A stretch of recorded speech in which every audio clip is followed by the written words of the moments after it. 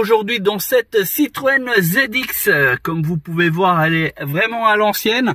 Ici, on a donc la console centrale. C'est une version avec un coupe-circuit anti-démarrage d'origine sur lequel nous allons intervenir. Regardez, parce qu'il n'y a pas d'autoradio tout simplement.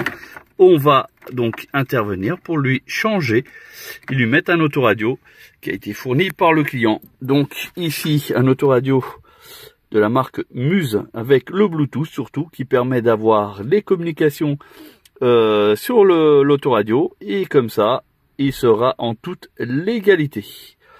Voilà, et en même temps il pourra écouter sa musique préférée directement dans la vieille voiture.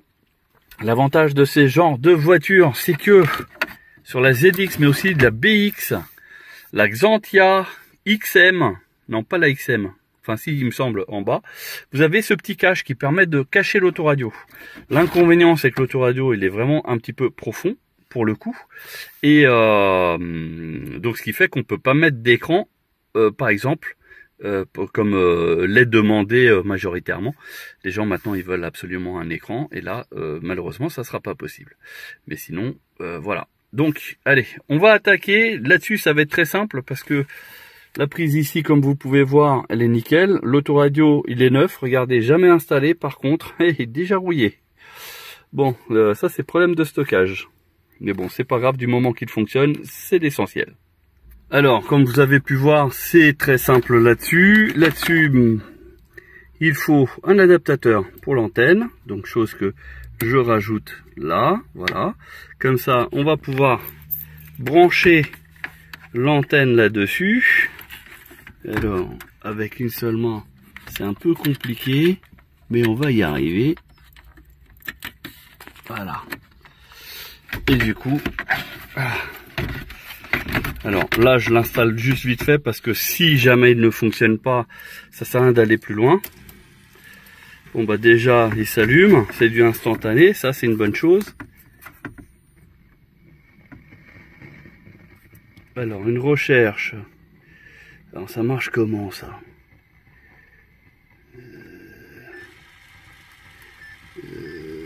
Mode pair, non c'est pas ça, c'est là.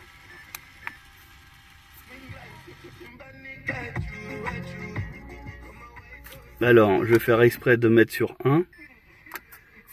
Non, il n'a pas mémorisé. Alors, ça on va mettre sur 2. Donc déjà c'est un autoradio RDS. Ça déjà c'est bien. Donc là du coup je coupe. Voilà, j'ai enlevé la clé. Donc il coupe l'autoradio, ça c'est bien. Maintenant on remet. Bon bah a priori ça garde en mémoire, il n'y a pas de souci. Bon bah on va installer, on va finir d'installer ça et rouler jeunesse. Comme quoi c'est hyper rapide. Et voilà donc l'installation terminée. On n'a plus qu'à regarder. On peut laisser du coup la façade à l'intérieur, même laisser comme ça, et on a donc la radio qui fonctionne. Donc on remet le contact. Et on est toujours sur la station qui était donc USB ici où on peut mettre le téléphone à charger. On a l'auxiliaire, les mémoires bien sûr, le téléphone décroché, raccroché. Et puis ici ça doit être, ah oui, pour appairer. Voilà, donc globalement c'est pas mal. Il fait aussi lecteur CD, regardez, tac. Vous avez ici, bon là il n'y a rien dedans, mais sinon on éjecte, et voilà. Et là ça fonctionne, donc là c'est pour couper le son quand on est par exemple sur une communication au téléphone, mais au visage, parce que sinon ça raccroche, donc on décroche et on raccroche ici, voilà. Donc globalement ça fonctionne.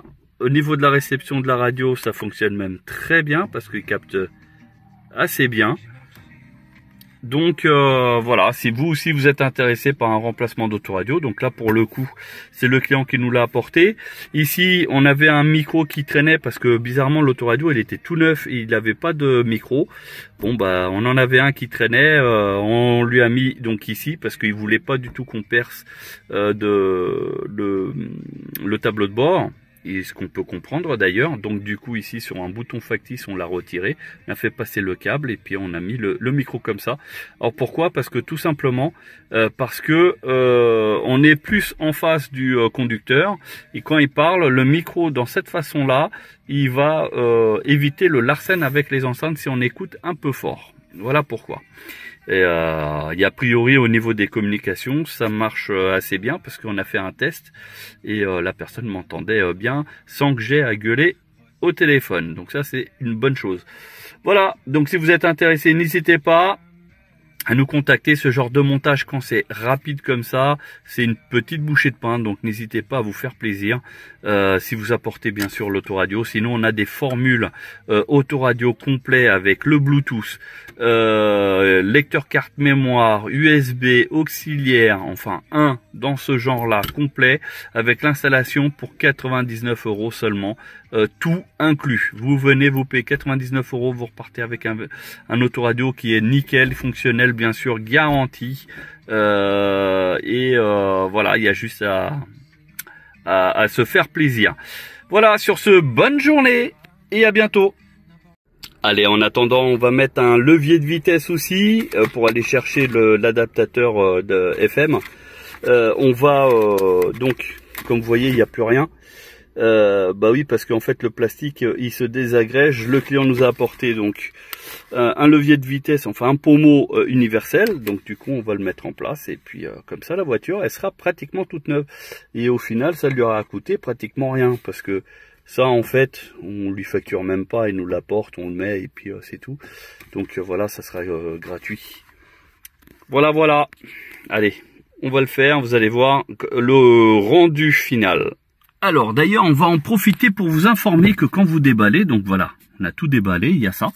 Et en fait il faut se dire que voilà, vous avez plusieurs embouts parce que suivant l'entretoise que vous allez utiliser pour boucher ici le trou et puis ici le levier, vous voyez, bah automatiquement il y a plusieurs diamètres. Alors regardez.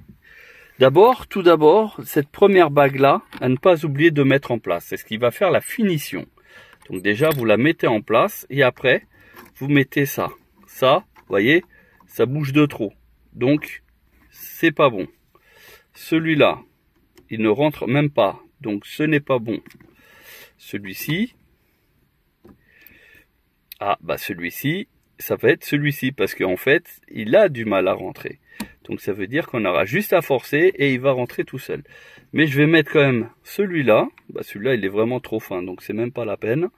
Donc au final, ça sera cette entretoise qui va rentrer afin de bloquer le levier de vitesse. En fait, le trou ici, il va être bloqué par lui. Alors, avec une main c'est un peu difficile, mais vous voyez, il est déjà presque en place. Là, j'ai juste à l'enfoncer, c'est tout. Donc allez, je vais vous reprendre tout de suite après. Donc tu vois, je l'ai assez enfoncé, il est en place, donc lui il va venir comme ça, et là, regarde, voilà, et comme ça, il n'y a pas de jeu. Là le jeu c'est du levier de vitesse, tout à fait normal. Et pour bloquer, donc, vous voyez, vous avez un trou ici, il y a 3 trous sur ce modèle. Des fois il y en a 4, des fois il y en a 3, des fois il y en a même que 2. Enfin ça dépend de la qualité du levier, hein, tout simplement. Là on sent que c'est du plastique. Hein, même si ça a une finition alu, ça reste du plastique. Donc vous avez en fait ici, suivant les longueurs, vous avez plusieurs longueurs. En fait c'est même pas plusieurs fulletages, c'est plusieurs longueurs. Parce que si ici le plastique il était plus court, il fallait mettre tout simplement de la visserie plus longue. Et inversement, là si c'était vraiment très épais, il faut mettre de la courte. Le but du jeu c'est de bloquer le levier sur le plastique ici. Voilà. En fait vous allez le faire foncer dedans et comme ça va éviter à ce que lui il bouge dans tout ce sens comme ça. Voilà, il sera fixe. Allez, on va le fixer.